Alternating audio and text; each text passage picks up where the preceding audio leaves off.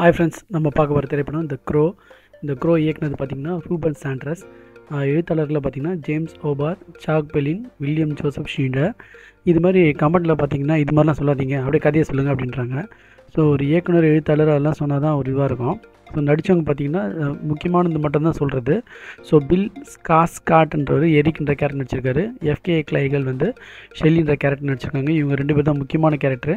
மரியன்ன்றது character வந்து Laura பெரன், Danny ஹர்ஸ்டன் வந்து Winston rogue, இவங்களாம் தான் முக்கியமான கேரக்டரு.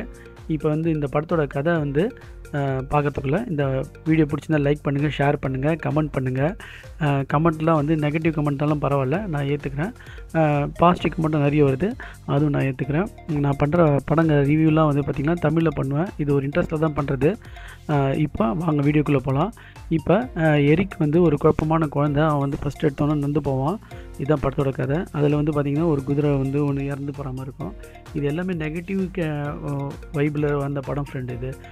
ஸோ இது இசை கூட பார்த்திங்கன்னா ரொம்ப அப்படியே ஒரு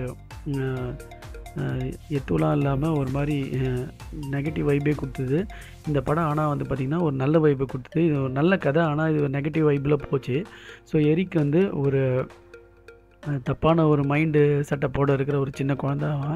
அவன் தப்பாக வளர்க்கப்படுற குழந்தை. அவன் வந்து பார்த்திங்கன்னா ஒரு ரீஹாபிலிட்டேஷன் சென்டரில் வளர்கிறான். அதே மாதிரி ஒரு மன சிக்கல் கொண்ட ஒரு ஷெல்லின்ற பொண்ணு வந்து பார்த்திங்கன்னா இசைக்கலைஞர். அவன் வந்து பார்த்திங்கன்னா அந்த ரீஹாபிலிட்டேஷனில் இருக்கா. அப்போ வந்து பார்த்திங்கன்னா மரியான்ற ஒரு பயங்கரமான ஆளுங்க வில்லனுங்க வரும்போது அவளை வந்து ஷெல்லி வந்து எரிக்கிட்ட காப்பாற்றபடி சொல்கிறா.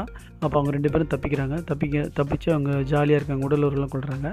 அப்புறம் பார்த்திங்கன்னா அவங்க வந்து ரொம்ப ஹாப்பியாக வந்து அவங்களோட டைம் ஸ்பெண்ட் பண்ணும்போது இந்த மரியன் குரூப் வந்து இவங்களை வந்து கவர் போட்டு ஃபேஸ்லாம் மூடி சாவடிச்சிடுது 2 பேரையுமே.